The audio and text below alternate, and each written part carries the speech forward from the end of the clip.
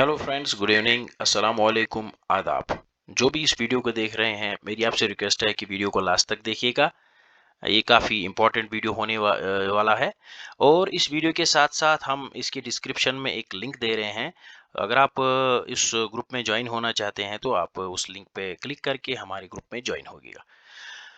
आज हम बात करने जा रहे हैं हाउ टू क्रैक सीटेट सितंबर 2026 एग्जाम इजीली, यानी कि हम कैसे सीटेट को आराम से पास कर सकते हैं, इसके बारे में बात होगी। Today we will discuss the strategies how to crack CTET, we will discuss the road map, and I will share my personal experience and my experience of my few of my friends कि किस तरह हमने CTET को आराम से और काफ़ी कम समय में क्रैक किया। ये हम आपसे शेयर करना चाहते हैं और इस वीडियो में आप आखिर तक जुड़िएगा। सबसे पहले सीटेट जो है ये एक सेंट्रल लेवल का एग्ज़ाम होता है, जो पिछले 2 वीडियोज़ में मैंने आपसे कहा है। ये एक नेशनल लेवल का एक ही दिन हमारा एग्ज़ाम होता है, जैसे कि जो सितंबर 2026 का सीटेट है वो 6th ऑफ सेप को यहाँ होने जा रहा है थ्रू आउट इंडिया। तो इसमें अगर मैं जम्मू कश्मीर की बात करूँ तो जम्मू में भी कुछ सेंटर्स होते हैं और श्रीनगर में हमारे कुछ सेंटर्स होते हैं जो कि हमारे सीबीएसई के स्कूल है वहाँ। ये जो सीटेट जो कंडक्ट करता है वो है Central Board of Secondary Education. तो पहले हम इसके बारे में बात करेंगे कि how to crack CTET. First of all let's see the results of previous CTET, यानी कि जो प्रीवियस सी टेट हुआ है फरवरी 2026 में। वो 2 दिन हमारा एग्जाम था, 7 और 8 को। वो कैसे उसमें क्या नताइज निकले, उसमें क्या रिजल्ट्स आए हैं, उन पे थोड़ी नज़र। और ताकि हम उन पे नज़र रख के आगे अपनी स्ट्रेटजी बनाएंगे कि हम इसको how to crack this CTET, how to hit the target. हमारे इस जो फेब 2026 में सीटेट हुआ था, जो कैंडिडेट्स रजिस्टर हुए थे वो तकरीबन 26 लाख थे। और जिन्होंने एग्जाम दिया, एक रिकॉर्ड तोड़ मतलब एग्जाम हुआ, 23 लाख से ज्यादा, यानी कि 23.25 लाख एस्पिरेंट्स ने, टीचर्स ने इस एग्जाम को अपियर किया, यानी कि उन्होंने इस एग्जाम में वो बैठे। उसके बाद पास कितने हो गए? साढ़े 23.25 लाख में से हमारे 5.97, यानी कि तकरीबन 6 लाख जो कैंडिडेट्स है वो पास हुए। तो इसका मतलब हमारा पास परसेंटेज है वो है ओनली 25%, यानी कि 3 out of 4 candidates did not pass. Preparation gap और रियल, यानी कि उनके पास प्रिपरेशन नहीं थी। इसका एक और बड़ा वजह है जो मैं आपसे शेयर करना चाहता हूँ। क्योंकि जो हमारा ये सीटेट है ये क्राइटेरियन बेस्ड एग्जाम है, यानी कि इसमें कोई भी हमारी नेगेटिव मार्किंग नहीं है, हमारी मेरिट वगैरह कुछ भी इसमें नहीं है। अगर आप जनरल कैटेगरी से हो तो आपको 90 मार्क्स लेने हैं क्वालिफाई करने के लिए। अगर आप रिजर्व्ड कैटेगरी से हो तो आपको 82 मार्क्स लेने हैं क्वालिफाई करने के लिए। बेशक अगर आपने 90 मार्क्स लिए हैं आप क्वालिफाई हो, अगर आपने 150 में से 149 मार्क्स लिए हैं आप भी क्वालिफाई हो। दैट मीन्स कि जो मतलब 90 मार्क्स ले रहा है या 149 मार्क्स ले रहा है, एक ही चीज है, वो भी क्वालिफाई है, वो भी क्वालिफाई है। इस वजह से लोग क्या बोलते हैं कि हम 90 मार्क्स ले रहे हैं, हम 90 मार्क्स को टारगेट बना रहे हैं। वो 90 मार्क्स को टारगेट बना के लास्ट में जब वो एग्जाम में बैठते हैं तो वो 90 मार्क्स भी वो नहीं हासिल कर सकते हैं। तो इसी तरह से जैसे मैंने रिजल्ट्स आपको दिखाए हैं, ऊपर रिजल्ट्स आपके सामने हैं। तो ये दिखाई दे रहा है कि 7 और 8 फरवरी 2026 को जो एग्जाम्स हुए हैं वो उस उन रिजल्ट्स को हम मद्देनजर रखकर अपना टारगेट आगे सेट करेंगे। उसके बाद आगे बात करेंगे एग्जाम पैटर्न। एग्जाम पैटर्न जो हमारा होता है सीटेट का, कोई सीबीटी नहीं होता है, कोई कुछ भी नहीं होता है। हमारा simply OMR based multiple choice questions हमारे होते हैं 150, और टाइम हमारा होता है 150 मिनट्स, यानी कि 150 मिनट्स में 150 क्वेश्चन, हर क्वेश्चन के लिए 1 मिनट। उसके बाद हमारा जो ये जो है एग्जाम जो है वो ओएमआर है, यानी कि पेपर पेन और हमारा ओएमआर शीट और हमारा question booklet.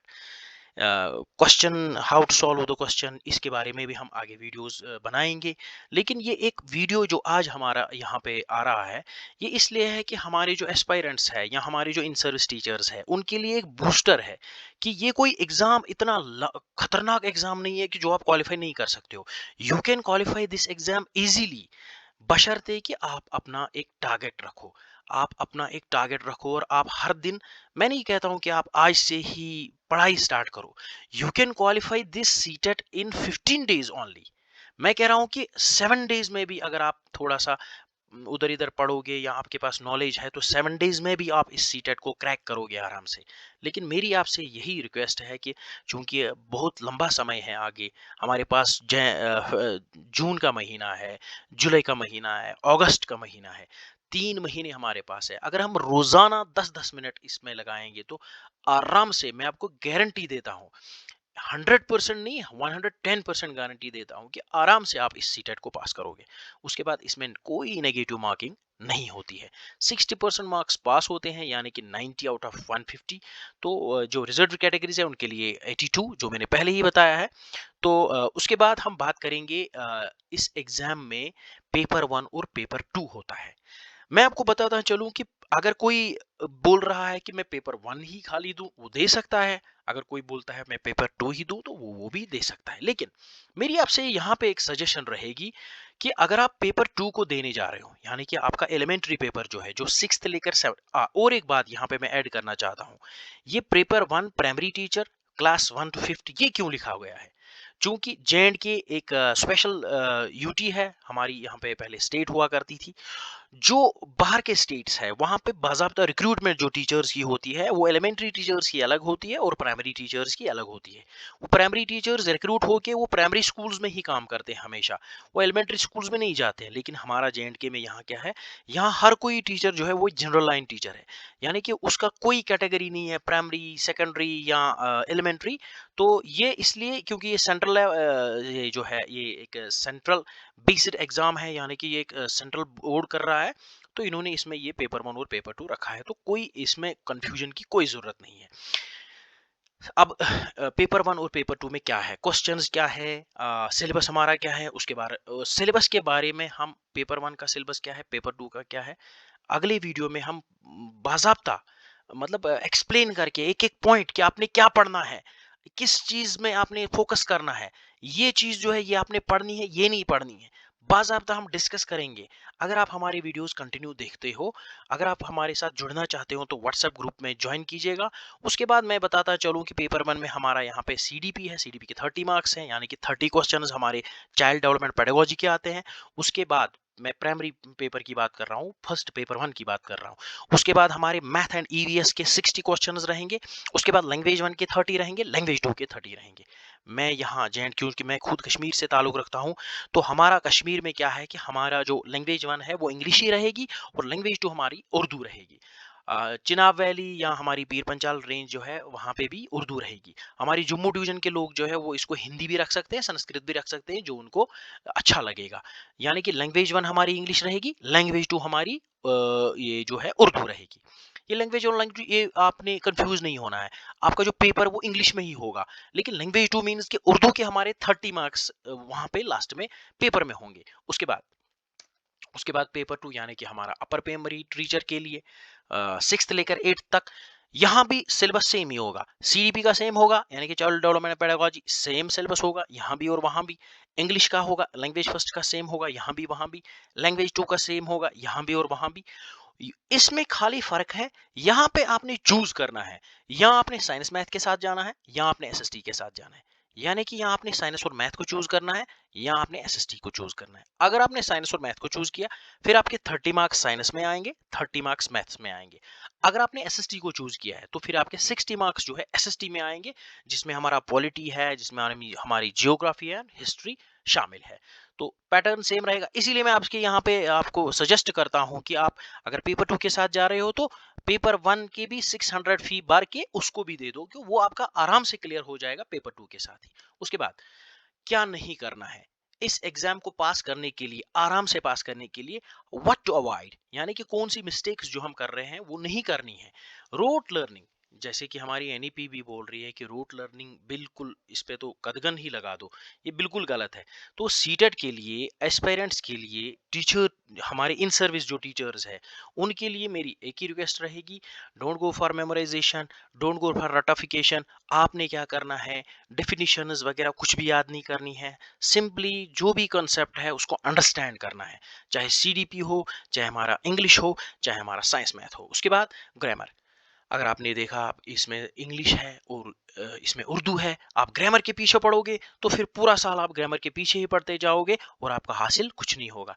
No need to focus on the grammar. Language जो सेक्शन है उसमें आपका खाली कॉम्प्रहेंशन आएगा, यानी कि पेडागोजी के कुछ 15 क्वेश्चंस आएंगे और 15 क्वेश्चंस कंटेंट के आएंगे। उस कंटेंट में क्या होगा, उस कंटेंट में पोइट्री में आएंगी कुछ क्वेश्चंस और कुछ पैसेज में आएंगे। तो no need to worry, grammar का के पीछे पढ़ना ही नहीं है। उसके बाद सिलेबस स्ट्रिक्टली एनसीईआरटी को चूज करना है, यानी कि एनसीईआरटी की जो बुक्स है 6th 7th और 8th की बुक्स जो है उनके पीछे पढ़ना है। उनको समझो कि उनको पीना है, बस उसी में सारा पेपर आता है। उसके बाद जो बाकी है आपका मटेरियल है उसमें बिल्कुल भी उसके पीछे नहीं पढ़ना है। और उसके बाद जो एक और चीज है, जो प्रीवियस ईयर क्वेश्चंस हैं यानी कि पीवाईक्यूज, उनको इग्नोर नहीं करना है। पीवाईक्यूज हमारे लिए एक मशाल राह होती है, एक गाइडिंग लाइट होती है।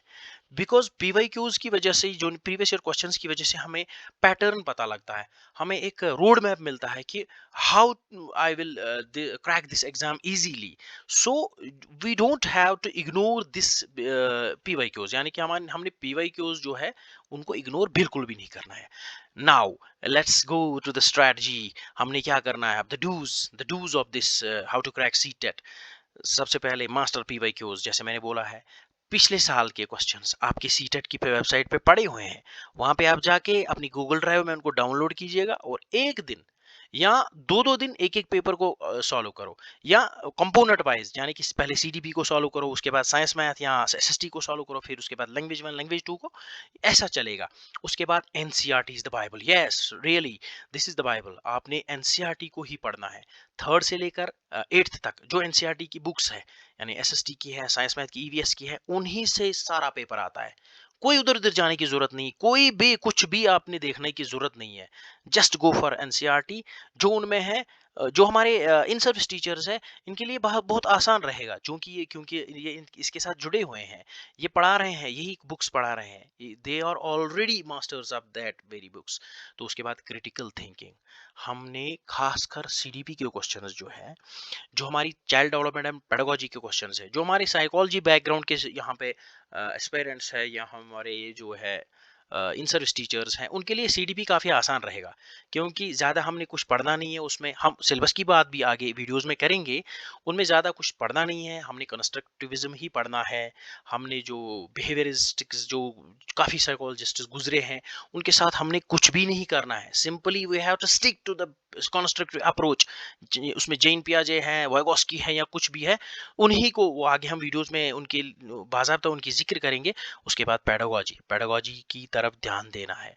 Understand learning theories, inclusive education, assessment methods, जो हमारा एनईपी में, या खासकर जो हमारी दो चीज़ें जो है जो सिलेबस में हमारी नहीं है, वो है एनसीएफ एंड एनईपी 2020। उनको पढ़िएगा। जो टीचर हजरात हैं उनने ऑलरेडी उस एनसीएफ को, एनईपी 2020 को पढ़ा हुआ है, तो आपको डरने की ज़रूरत नहीं है। तो जो हमारे बाकी जो है एस्पिरेंट्स है, जो हमारे एस्पिरेंट्स है, उनसे मेरी यही रिक्वेस्ट रहेगी कि आप एनसीएफ और एनईपी को पढ़िएगा। उसके बाद हमारा प्रीवियस ईयर क्वेश्चंस क्यों इंपॉर्टेंट है, बिकॉज जैसे कि आप इसमें मेरे वीडियो में देख रहे हो, पैटर्न रिकॉग्निशन, टाइम मैनेजमेंट, हमारा पीवाईक्यू से क्या है, पैटर्न हमें पता चलता है। उसके बाद टाइम मैनेजमेंट का पता चलता है, कंसेप्चुअल गैप्स का, कॉन्फिडेंस भी बिल्ड हमारा होता है, स्पीड, यानी कि 150 मिनट में अगर हम प्रैक्टिस करेंगे तो हमें पता चलेगा कि 150 मिनट में हमने 150 क्वेश्चंस कैसे खत्म करने हैं। क्योंकि बहुत सारे, मैं अपनी एक्सपीरियंस शेयर करूं, हमारे हॉल में बहुत सारे ऐसे स्टूडेंट्स हैं जिन्होंने लास्ट में 10-10 12-12 क्वेश्चंस ऐसे ही खाली छोड़ दिए। तो अनफॉर्चुनेटली उनके लिए जो ये सीटेट एक ख्वाब ही रह गया। तो उसके बाद एनसीईआरटी, मैंने फिर से कहा कि एनसीईआरटी सब कुछ है इसमें। क्लासेस 1st से लेकर 8 तक, मैं कह रहा हूँ 3rd से लेकर 8th तक आप एनसीईआरटी को चूज करो। उसके बाद पेडागोजी, सीडीपी वगैरह प्रैक्टिस क्वेश्चंस करो, रिवीजन करो। नाउ मार्च, जैसे कि यहाँ पे मैंने हल्का फुल्का सा एक एक्शन प्लान बनाया है। मार्च जैसे चला गया है, उसके बाद अप्रैल भी चला गया है। चलो आज हमारा मई, अप्रैल में ही चल रहा है। तो मॉक टेस्ट, इसमें हम मॉक टेस्ट करेंगे, इसमें हम सीडीपी को पढ़ेंगे अच्छी तरह से। उसके बाद जून जुलाई में हमारा जो रिवीजन रहेगा, पैसेज को हम पढ़ेंगे। अगस्त में हम फिर से जो प्रीवियस ईयर क्वेश्चंस है उन पे फोकस करेंगे। उसके बाद सितंबर में इंशाल्लाह हमारा सीटेट होगा और इंशाल्लाह जो भी इस सीटेट में अपीयर हो जाएंगे, मेरी दुआ यही रहेगी कि वो इस सीटेट को आराम से क्रैक करेंगे। तो इस वीडियो में जुड़ने के लिए आपका बहुत बहुत शुक्रिया। अगर आप चाहते हो हमारे साथ जुड़ने के लिए तो kindly click on the description box में जो लिंक है उस पर क्लिक करके हमारे ग्रुप के साथ जुड़िएगा। थैंक्स। अगर आपको ये वीडियो अच्छा लगे तो इसको अपने दोस्तों के साथ शेयर कीजिएगा, एस्पायरेंट्स के साथ शेयर कीजिएगा। Thank you, thanks a lot. अल्लाह हाफिज़, शब्बा खैर।